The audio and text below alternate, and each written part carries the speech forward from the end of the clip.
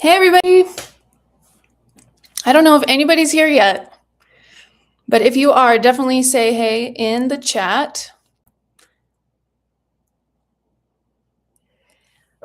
All right, so I'm going to introduce myself. I'm Laura Duzett. I'm a physician.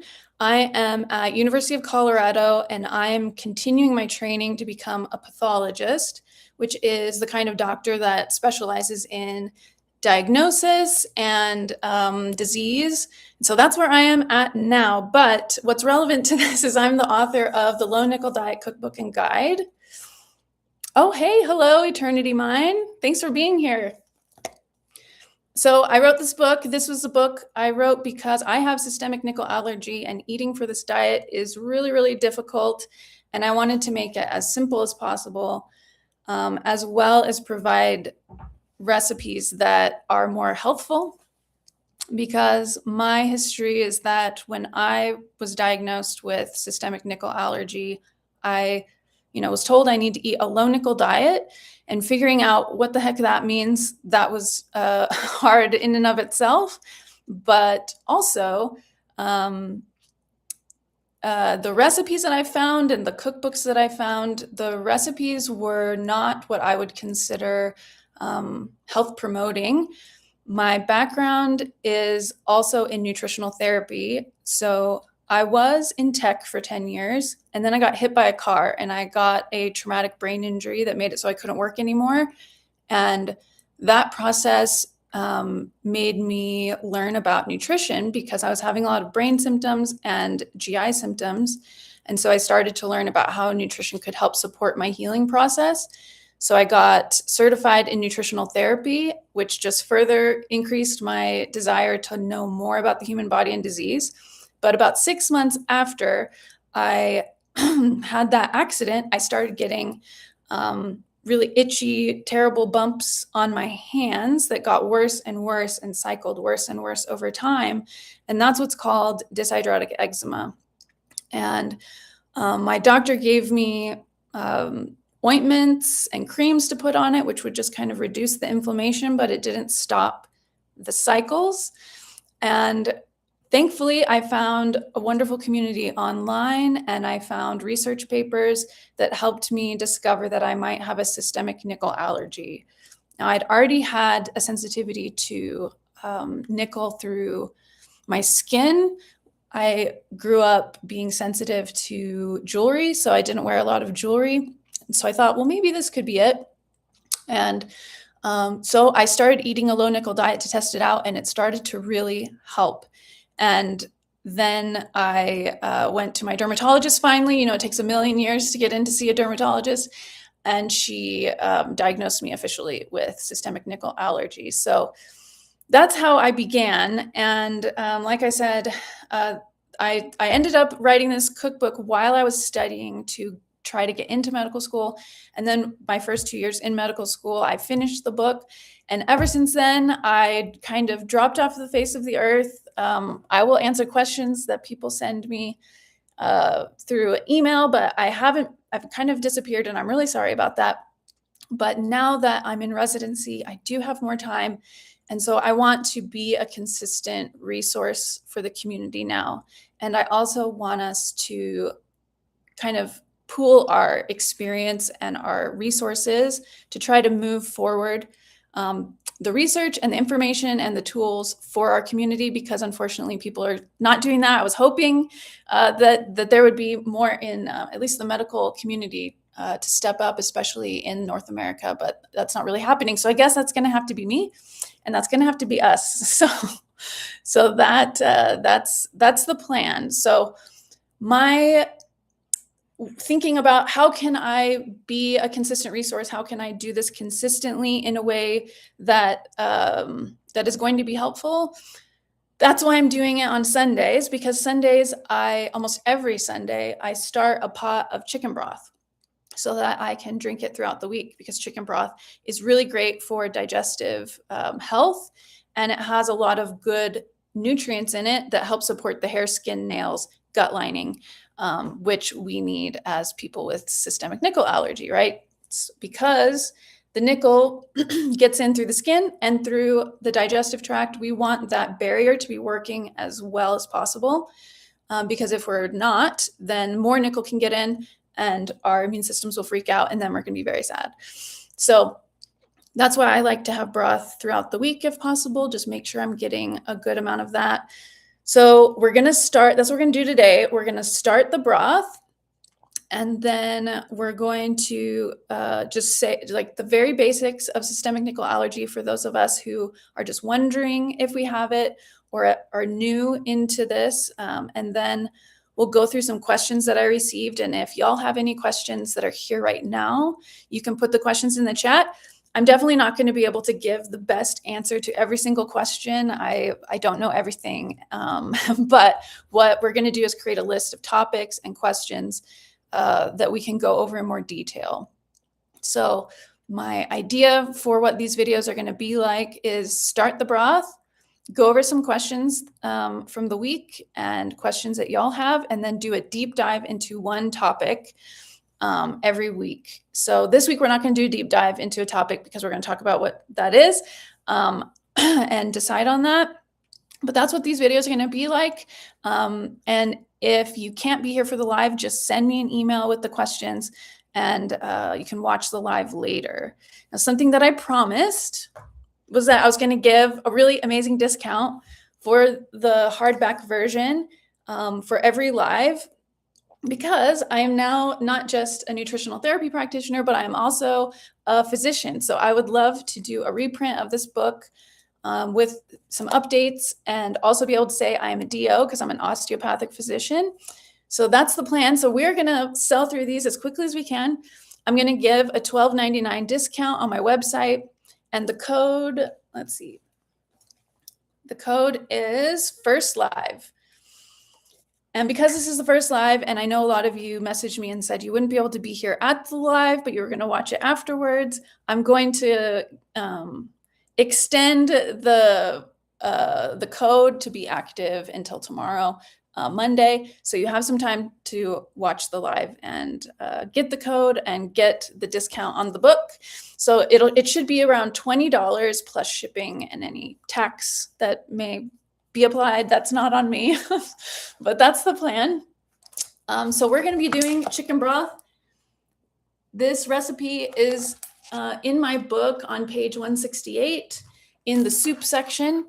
I'm not going to follow it to a T. We're going to do some little different stuff, but yeah, so we're caught up on that. So let's get started. And I'll move you with me to the kitchen. Now, I've never done a live before, so you're going to have to excuse my lo-fi live, but over time, I will make it better. I promise. Okay. All right. So broth. So let's talk about, because some of the questions that I got were around what to use, because in my intro video that I was doing this live, I showed a pot like this. So this is old. This is an old pot, which is actually relevant to our discussion later. But it's stainless steel. And the problem with stainless steel is that it does typically have some nickel in it. And the problem with that is that as you're cooking, you apply heat. If there's acidity in your food, if there's a lot of pressure, the more of those things there are, the more nickel will be leached from the pot into the thing that you're cooking. So that'll increase the amount of nickel in the food that you're making. And we don't want to do that. We want to reduce the amount of nickel. So ideally, don't use a pot like that. But it's not the end of the world if you do. I would just say, if possible, as soon as you can, get a pot that's made from glass, that's made from ceramics, or from cast iron. Now, the pot that I'm going to use today, this is a heavy cast iron pot with some ceramic coating. It's smaller than I would like, but that's okay. It's going to be fine for our purposes.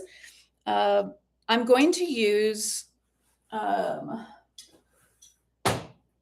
2 chicken thighs with the skin on and the bone in, and you want that because the skin and the bone have some of those things that you want. Now, the bone is not quite as important, especially because bones will have some nickel and some heavy metals in the bone. So if you could go without a bone, that might be better. We're not doing a long cook broth. We're doing a short cook broth. And I would say that that is much better for our purposes. Long cook broths are good for getting minerals out of the bone.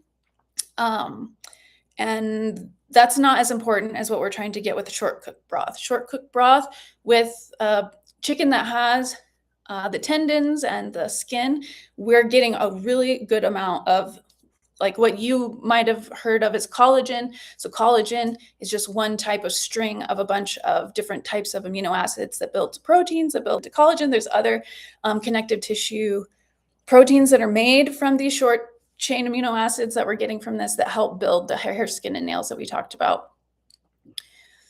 So Eternity said, I bought an old enameled pot from Goodwill and it works great. Awesome. Yes, I think like this one's really heavy, but it's worth it for the amount of nickel that you could be getting from a pot like that. It can be really high. Like I was looking at the research and it's pretty extreme how much nickel can be leached from that. So I think it's worth it. Okay, so other things that you're gonna want are, I like having this glass measuring cup with a little lip on it because I'll drain the broth into here using this strainer because you'll have pieces like falling in and you want to just get the nice broth. And then I take that and I pour it into this glass ball jar. And then I let that cool and then I put it in the fridge. And then every day I just drain a little bit out of it, warm it up, and then I'll add collagen peptides like these. I'll add some of these as well to increase the amount of collagen that I'm getting and increase the protein that I'm getting. And just to be complete in my explanation of what I do,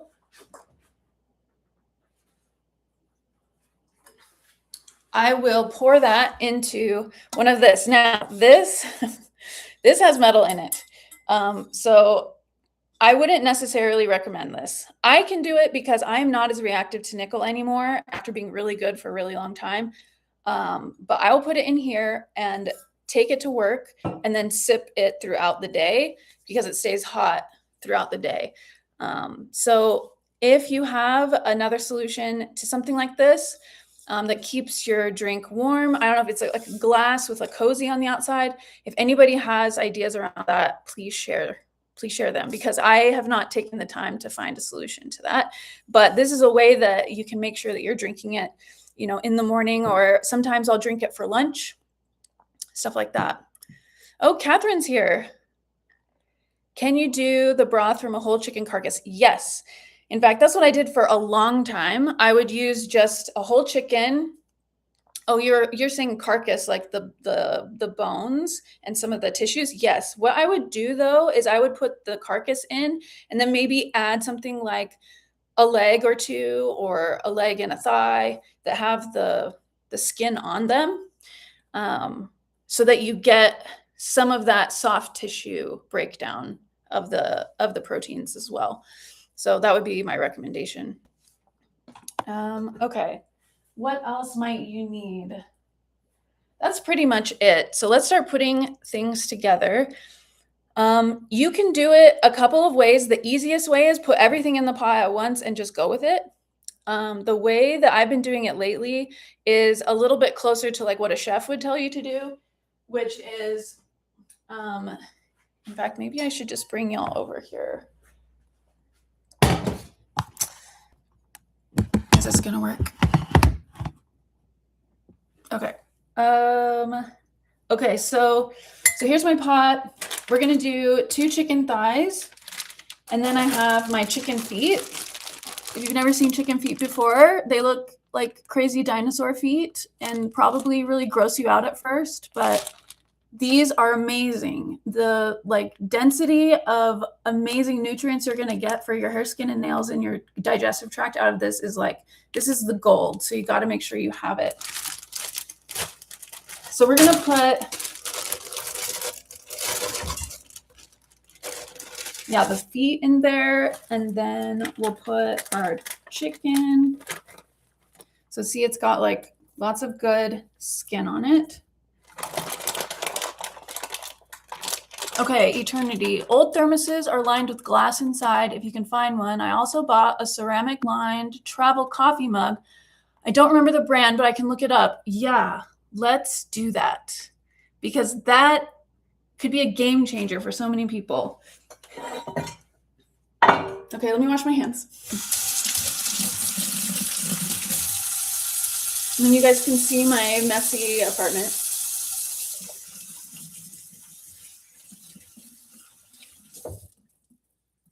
Okay, and then we're gonna put water in. Now you can see I use a Berkey, and it is stainless steel, but it stays cool. And I've never had any problems. I had this before I had the allergy.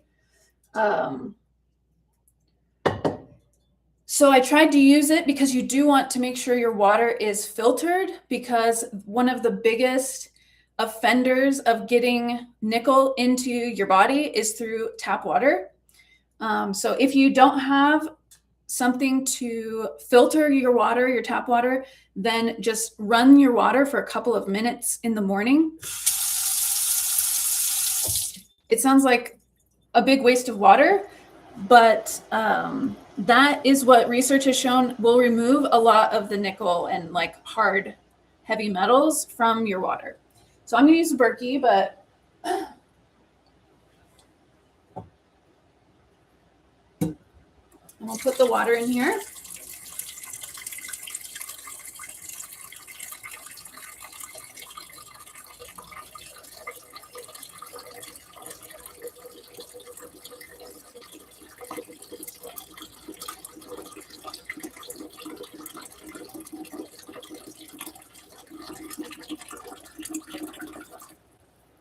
All right. And then we're just going to want to bring it to a boil. There we go. Okay.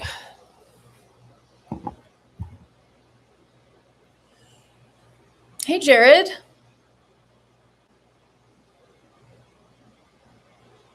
That's a good question. Any tips or tricks navigating systemic nickel allergy while in med school? Did you have any easy meals or snacks that were helpful? So let's talk about what systemic nickel allergy is. Systemic nickel allergy is reaction to nickel that gets through the gut lining into your bloodstream, and your immune system freaks out and has created an antibody response, and an allergic response to that nickel, that it mistakens nickel for an enemy. And that can manifest, research has shown it manifests in systemic inflammation. So you get inflammation throughout your whole body. And also, what is most supported with the research is IBS symptoms, irritable bowel syndrome, if you don't know what that means, which can be a lot of diarrhea, a lot of constipation, diarrhea, constipation. It's also very linked to dyshydrotic eczema, burning mouth syndrome, some rashes. I know Dr. Zyrus told me he saw a lot of people having rashes in their elbows, as in their forearms, other parts of the body.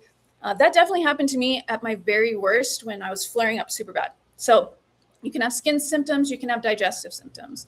There are other symptoms that have been linked, correlated, so things that can happen at the same time, but causation of the allergy to cause this particular symptom is not well established. But endometriosis is a big one that people talk about.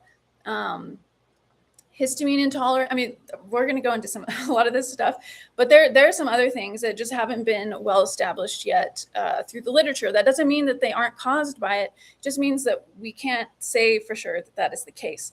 So what that means is you want to reduce, if you have this, you want to reduce the amount of nickel that gets into your bloodstream that your immune system sees. And the way to do that is, the easiest way is to reduce the water that you drink that has nickel in it. So don't reduce the water you drink, but make sure the water is filtered, because that's the easiest way for nickel to get in. And then make sure that the foods that you're eating are as low nickel as possible. And so back to Jared's question, the easiest way to eat low nickel is to eat animal foods. If you just eat foods from animals, so meat and dairy, stuff like that, you are going to keep your nickel intake super duper low. And that is the easiest thing to do. Like, just eat meat. It's not super fun. I don't know. I mean, I definitely feel better when I eat only meat, but that's a whole other subject that maybe we'll do a big deep dive in on sometime. But yeah, so what I would do is I have a butcher box subscription. So I get meat every month, and I make that the main focus. So like eggs in the morning with some vegetables that are low nickel that I would add. And I would eat basically just meat focused food. Snacking, I don't think we need to snack, especially if we're eating meat and like a good amount of fat. Your blood sugar balance should stay nice and stable, so you don't feel the need to have to snack throughout the day. That's like my quick answer to that. Now let's see. Okay, thanks Eternity to let us know about the thermos. Okay, so let's check the water. Sometimes I get so focused on something else, the water boils like a million miles. So we'll try not to do that. Okay, so we've got the broth started. You're welcome, Jared. Thank you for the question. It's a really good question. And I think it's probably not the best, most thorough answer. And I'm sorry about that. Keep pushing me on it though. I got my list of things we're going to be doing. Okay, so let's go through some questions that were sent to me. And if questions come up for you guys, just put them in the chat and we'll get to them after these. Or actually, if you have experiences to offer in answer to these questions, please add them, because there's so much that we still don't know about this allergy, and everyone sharing their experiences and things that worked for them. That is how we get this information out there and we improve our knowledge of it. So I'm not going to have all the answers and all the perfect experiences, right? So let's help each other out. Okay, so I'm just going to start at the top. So Stephanie sent me 2 questions. One was on platinum jewelry. So this is more if you get a response. Actually, no, I would say even if you only have digestive symptoms with systemic nickel allergy, that doesn't mean that you could not have a reactivity to nickel from nickel touching your skin. It's probably less likely that your immune system has learned to look for nickel on your skin yet, but you could develop it. So definitely trying to stay away from things that are made out of nickel that your skin touches. It's probably a good way to just keep reducing. You want to keep your immune system from seeing nickel, basically, because the more that it sees it, the more it's going to keep making the immune cells that are running around looking for nickel. If your immune system is not seeing a lot of nickel in the bloodstream, in your skin, all of that, then your body is efficient. It's going to start killing off those immune cells that are looking for nickel. It's like, man, we never see nickel anymore. I don't think we need to like keep using the resources to make these immune cells running around for this. So let's just kill them off. And that's how over time, if you are very careful, you can slowly reduce your immune system reactivity to this. And there's research to show this. And that has been the case for me. Like, I can now have chocolate a couple times a week as long as I don't have it back to back. I can have beans, things that are all high in nickel. I can have them periodically with absolutely no problem. And that definitely was not the case before. But the thing is that once you get to that level, it doesn't mean that you can't go roaring back and get a huge response. So definitely be careful. For platinum jewelry, she wanted to know if platinum jewelry was okay or if there's going to be some hidden nickel there. And I would say platinum jewelry is awesome. It's made to not have nickel in it. I would recommend high purity platinum. So you'd see like a stamp on it on the jewelry that says 950, because that's the highest. It's 95% pure and it's naturally nickel free. Though there could be little soldering areas on the jewelry that may have trace amounts of nickel in it. So you'd want to ask the jeweler or the person selling it if they know. And then you can always test it with those test strips as well. But platinum in general, like, should be totally fine. Susan, let me just check the chat.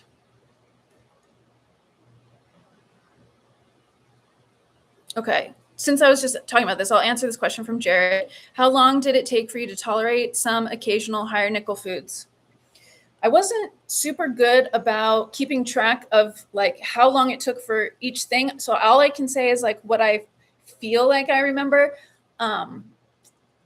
From the time I started the low nickel diet, so I had like, I could not even use my right hand. It was so covered. I couldn't even like bend my fingers. They were so covered in scabs and eczema. It was horrible. And had rash all over my body. Oh, it's boiling. Hold on. Okay. Starting the low nickel diet, I'd say within the first couple of weeks, I could tell I was getting better. The cycles were still happening, but they were not as bad, if that makes sense. And then the cycles were like slowing down. So I would say by 3 months in, it was like a lot better, but I was eating very low nickel, right? I think that I didn't even, I mean, there would be times like the holidays that I'd be like, oh, I'm just going to have this chocolate. I don't care. Times I would do that and I would get a reaction. It wouldn't be as bad as the very beginning, but the reaction would happen. And I would say that was maybe 6 months in. I could have a little bit and I would react, but not as bad. And then, I don't know, I feel like 2 years was probably 2 to 3 years after starting was when it's like, I just need to make sure it's not back to back and I don't have skin symptoms. Digestive symptoms, I think, is a little bit more difficult for me to determine because I've had digestive issues since I was a teenager. And I really wonder if I actually started having this allergy back then. I even got like an upper GI endoscopy. I went to a gastroenterologist because it was so bad. And they were like, oh, we don't know. It must be growing pains or something, which is the most ridiculous thing you could say. Like, growing pains are from bones forming and growing, not from your digestive tract growing. But that's what he said. And he was wrong. But yeah, so it's possible that I've had this since I was a teenager. So I've had digestive problems my whole life. And sometimes you can have digestive issues that you don't really notice, or you're just so used to them, whatever. So I could be still giving myself some systemic inflammation by having more nickel than I probably should. I can tell you that when I eat almost only animal products, I look the best, I feel the best, my brain works the best. And it's probably because of this allergy, because I'm going to have naturally more systemic inflammation, and systemic inflammation it's not good for the brain.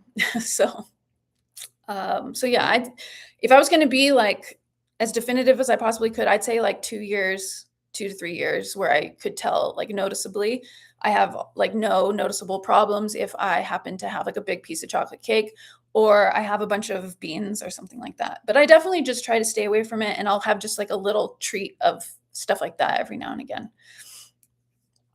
Okay, so next question.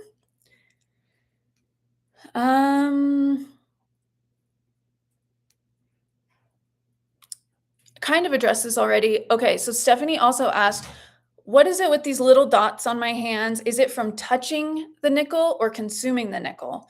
So this is a complex topic.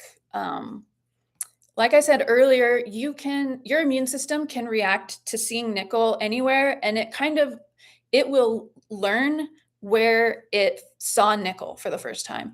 So let's say the first time that your body saw nickel was when you got earrings, like your ears pierced, and your immune system, some immune cells here grabbed onto the nickel and sent it to the immune system, was like, what is this? This is bad, and created that. And there are immune cells that are memory cells that if they are triggered, they will go to the site that they remember seeing nickel and react there, because they're like, oh, nickel comes here, we're going to attack there. So it's the same thing in hands, anywhere in your body that your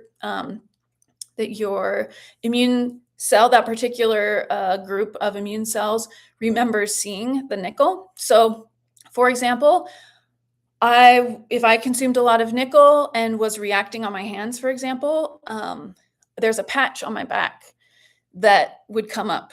Even though it's not touching nickel, it hasn't seen nickel in a million years. Obviously, I did because I had like pants that had like what are those things?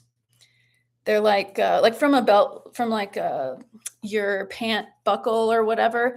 But they like go through the material, and so you have it touching your skin. I had pants like that.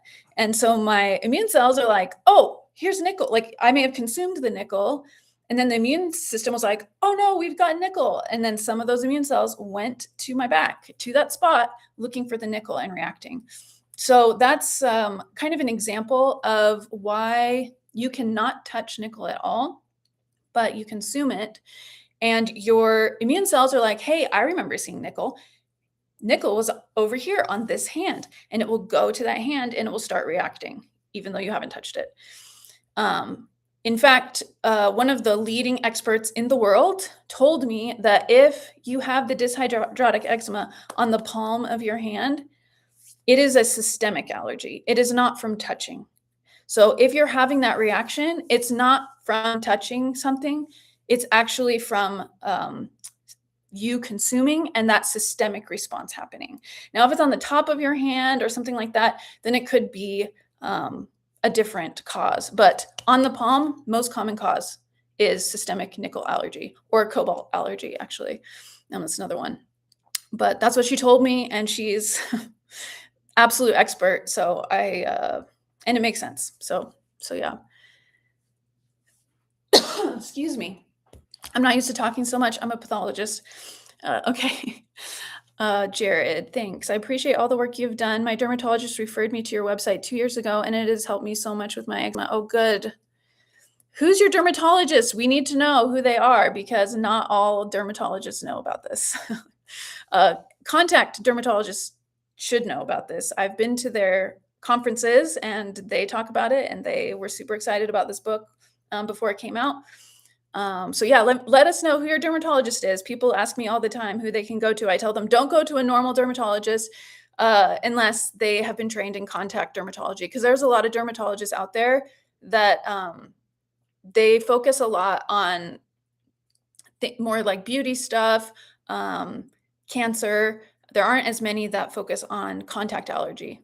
So make sure you ask about that. They like, especially if you ask, do you do patch testing? If they do patch testing, that's going to be a good one. Okay. Next question. Oh wait, actually, since I So my broth got to boil. I turned it down, and now that it's chilling, I'm gonna put the top on, and I'm gonna set the timer for 2.5 hours. Well, let's do 3 hours. No, actually, I'm gonna do 2 hours because, like I said earlier, for the last hour, so I do 3 hours. The last hour, that's when I put in my vegetables.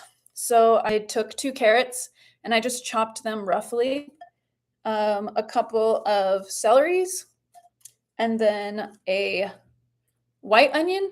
Now, white onion has slightly more nickel in it. So instead of white onion, if you're at your like super sensitive phase, use shallots. Shallots have less nickel in them. Something else that I do, you don't have to do, is instead of just starting it directly on the burner, you get juice of a lemon. You put that in the water with the feet and the chicken, and you let it sit for 30 minutes, and it helps kind of start drawing things out of the tissues and out of the tissues. That is, but citrus can be like acidic, especially if you've got it in one of these kinds of pots. You don't want to use citrus. And also some people can be sensitive to citrus, but this is low nickel. So you can do that. It's not required. I also forgot to put in salt. So we're going to do that. And we're going to put in as much salt as we freaking want, because salt is not a problem unless you're hypertensive.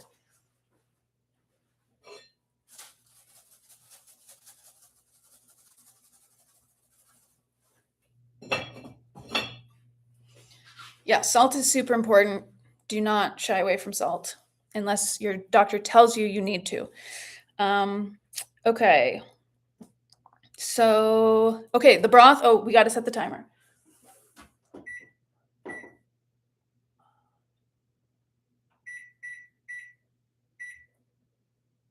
Hey, Google, set a timer for 2 hours. Nice. Okay. Next question. Okay, this is from Pluto.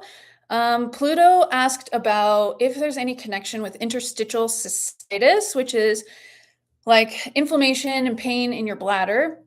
So what I told her is that I haven't seen research on that, but like I said earlier, the thing with this allergy is if you are ingesting enough nickel and your immune system is seeing it and it's starting to react, it does create systemic inflammation. Now, systemic inflammation means the immune system throughout your entire body there's going to be little messengers that your immune system lets out that says, oh, you guys, something bad's happening. Like we need to be on guard.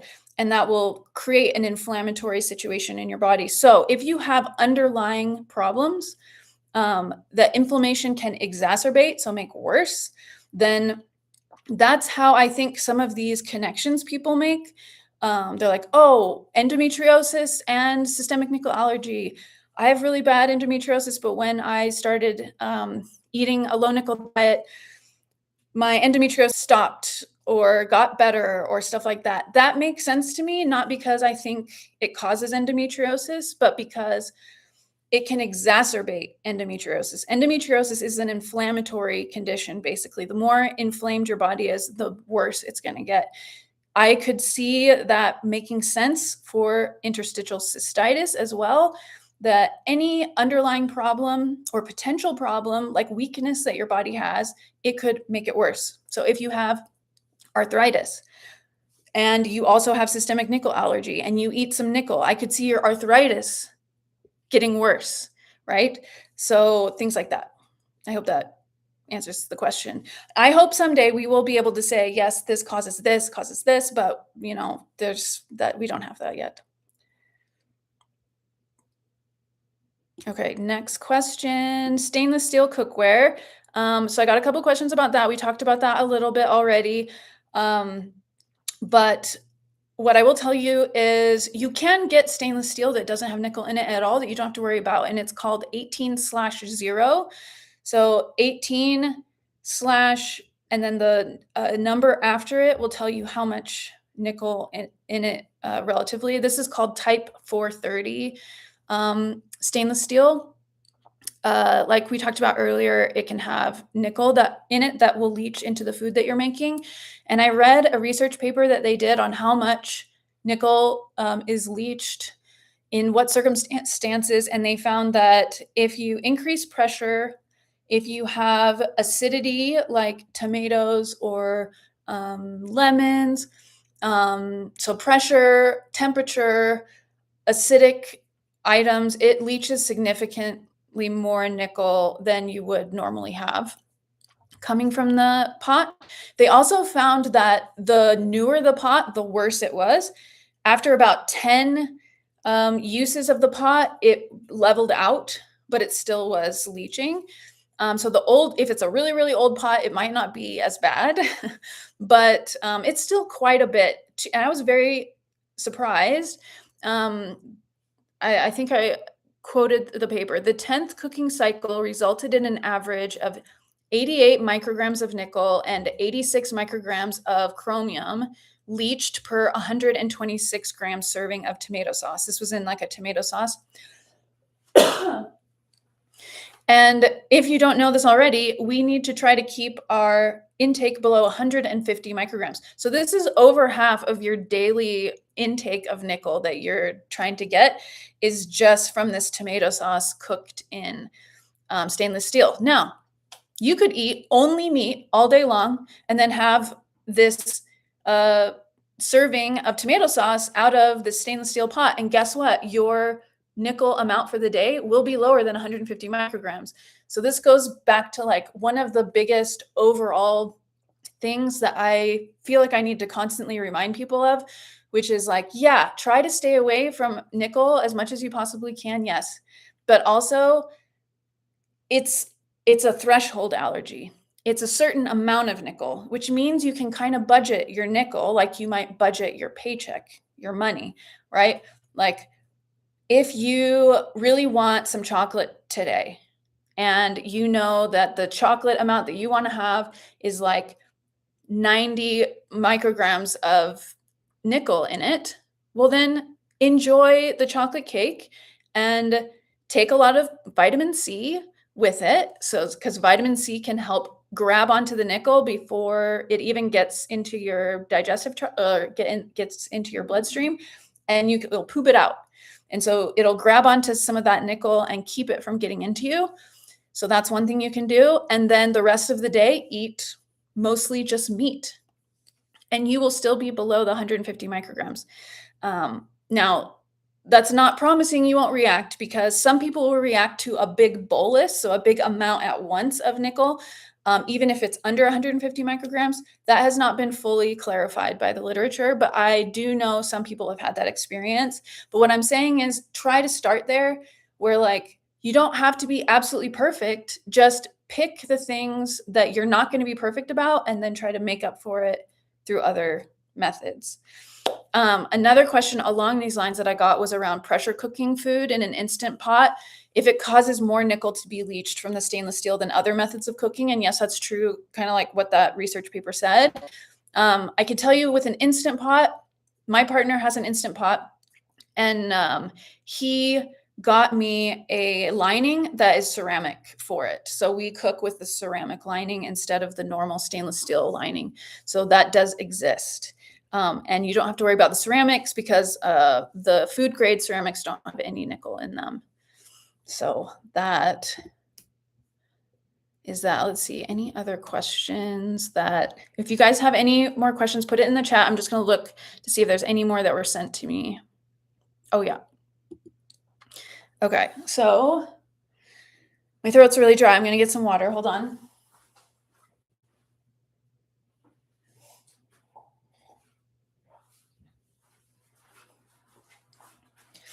Okay, so this is from Susan. Susan asked, oh yeah, she asked two things. She asked about hair loss, if it can be a symptom. I am not sure. I would definitely tack that onto the inflammation can exacerbate existing things. I have not looked in the literature for the hair loss thing. If other people have experiences with hair loss and this allergy, definitely put that in the comments or the chat. Another thing along the lines of hair loss, you can see hair loss when you change your diet, especially if you're losing weight or if you're not getting certain nutrients like zinc, vitamin C, vitamin C. I think those are the big ones. I think there's some B vitamins. Now, hopefully you're eating meat, so you're getting B vitamins. But yeah, let me put that on our list, actually. We're going to start a list of topics that we can get more information about, or that I can get more information about, and we can talk about in another stream. So I'm going to share my screen here. And we are going to create a list. So we're going to talk about hair loss.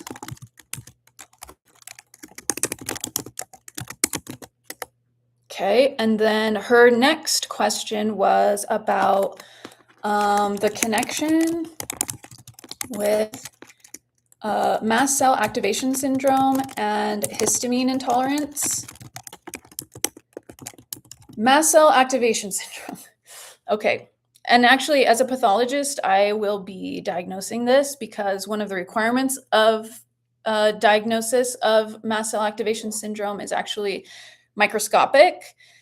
So we look at like your bone marrow and blood smears for mast cells, a certain amount of mast cells, and what they look like. And I think,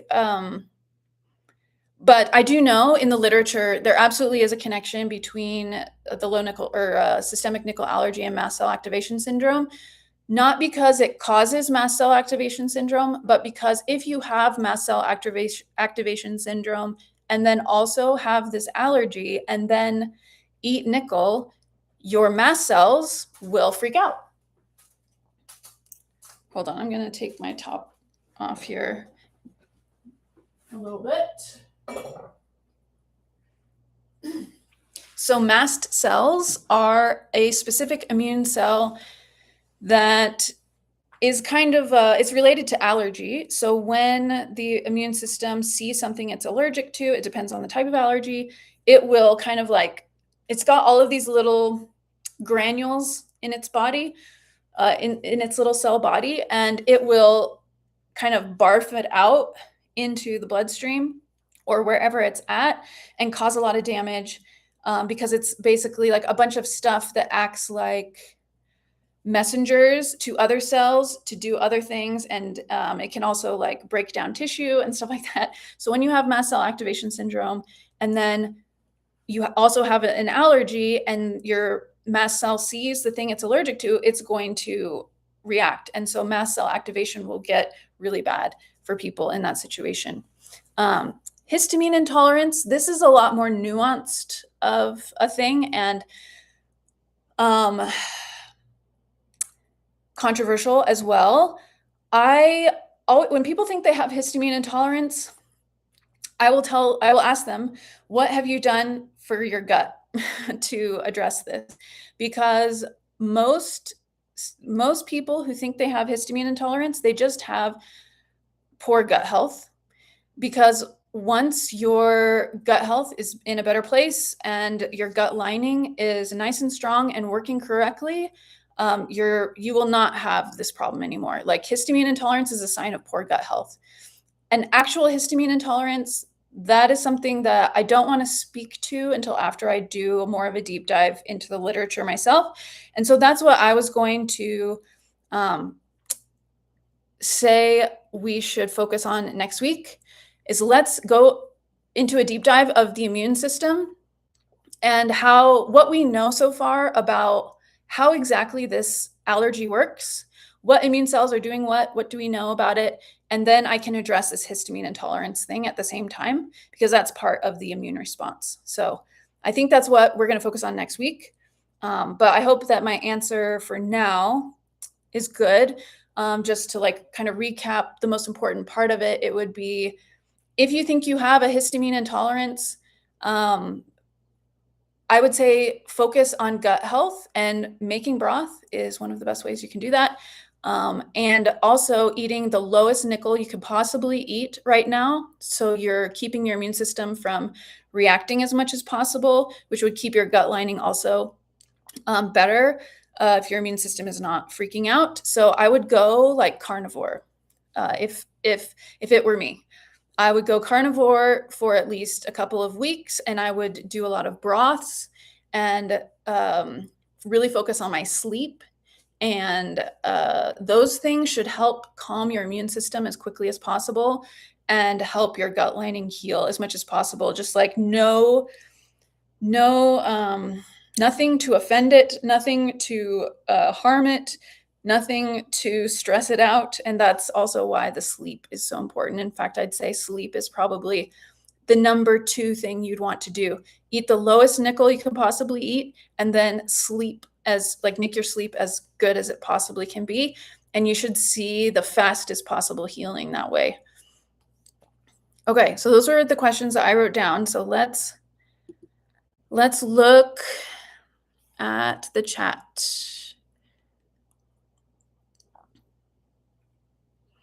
Okay, Eternity. Does it matter what kind of salt? Is it safe to use a gray salt or stick with a refined white salt? Does the gray salt have nickel? Right.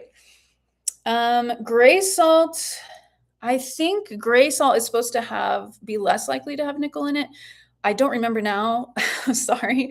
But is the gray salt the replacement for pepper? Or is that... No, I can't remember anymore. As far as salt is concerned, that is actually a good topic to dive into, I think, like salt and minerals and electrolytes. It's not something I would obsess over at the beginning. Just use what salt you have. I use like a Celtic sea salt. I've also used like the Costco Kirkland brand salt. I've used red salt. That's the brand. I think it's called red salt. It's good to get a salt that has as many as like a wide variety of minerals if possible, but I do know that there can be concern for nickel in that too.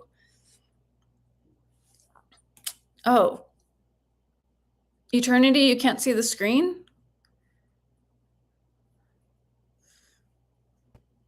What about now?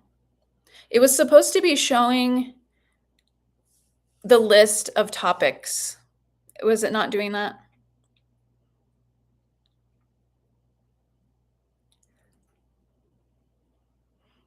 Okay, well, I'm going to list off the topics.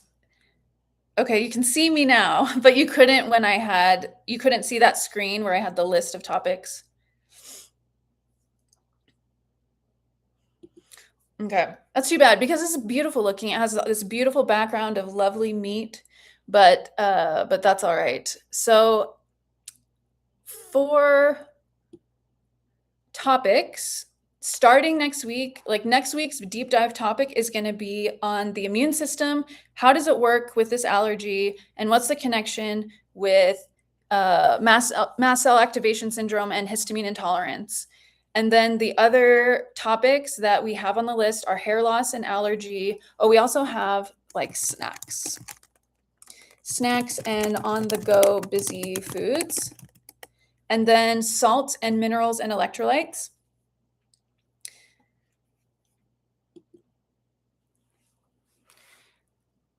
Didn't see a list of topics until the last few minutes you had it up. Okay. All right. Well, I'll look into that. Sorry about that. Okay. So those are the questions. I just want to remind everyone, if they wanted the big discount on the hardback, you can get the hardback for $20 on my site, thelownickeldiet.com. If you use the code FIRSTLIVE in all caps. What I would like to ask of you guys who are watching or watching later is, if you have other questions you'd like us to talk about, put them in the comments. If you see a question somewhere else that you think we should answer, You can put them in the comments, or you can email me at info@thelownickeldiet.com. If you can't make it to the live, but you want me to address a question, you can email me there too, or put it in the comments. Also, I would like us to one of the big problems with this allergy is fear of what we eat, right? We want to keep that nickel ingestion as low as possible, which means that taking supplements is really scary, because a lot of them don't have the testing, or they won't tell us how much nickel is in their supplement per serving. So there's definitely things that we would benefit from. Research has shown that a lot of us are iron deficient. Most of us are vitamin D deficient. We could use help with fiber. So fiber supplements, just a general multivitamin, because some of us have to keep our diets very limited. Vitamin C, the vitamin C that we're taking, are we making sure there's no nickel in that? So there's a lot of supplements that could be very beneficial to us, that research has shown would be beneficial to us, that it would be good if we could make a list of those and the different brands that we're interested in, and pool our resources to test them. So I'm not going to do it for probably another month or two, but what I'd like to do is start getting a list of these. So if you have a supplement type, so a certain thing like, oh, I want to be able to take vitamin D. Here are some brands that I would like to get tested. Put that in the comments or email them to me, and I'm going to start keeping a list of all of those things. And then in a month or two, we can try to, everybody contribute a little bit of money. In the meantime, this is part of being a pathologist, actually, is laboratory medicine. So these tests are something that I'm supposed to become an expert in. So this is a really good way for me to do that. And then we can make sure, with my attending and the leader of the lab at University of Colorado, making sure that the data we're getting is really good, and that we understand it and it's translating correctly to serving size, all that stuff, we can get that done. And so I think we should work on doing that this year. So I'm really excited about that. Any ideas that you have for supplements you want to try, let's start getting that list together. All right. Thank you so much for coming to my first live and for dealing with my newbiness at live stuff.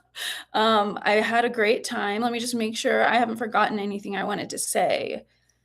I don't think so. But yeah, thank you again so much for being here. And I will be back same time on Sunday, 9 Mountain Standard Time, which is 8 Pacific Time. And I'm not going to try to translate it into anything else because I'll get it wrong. And we are going to answer some questions that I get throughout the week. We're going to make some broth, and we're going to deep dive into the immune system, which is one of my favorite topics in medicine. All right. Take care, and bye.